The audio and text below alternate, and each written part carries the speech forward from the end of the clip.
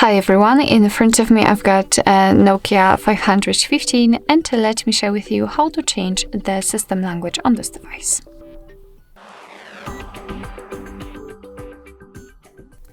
So first of all we have to press this middle button to enter the menu and then use the down button and left button to enter the settings, to find the settings actually.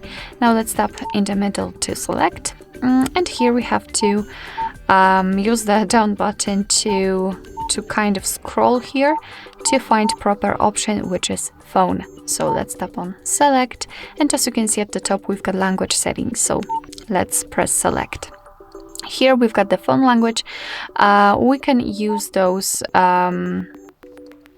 side buttons or just enter the list. So just tap on press select, so the middle button, and here we've got full list of available languages from which you can choose. So simply find one and tap on press select.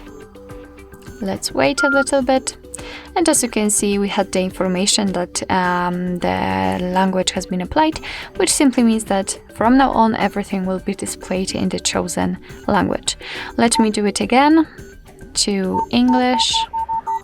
Okay, so find it and press the middle button.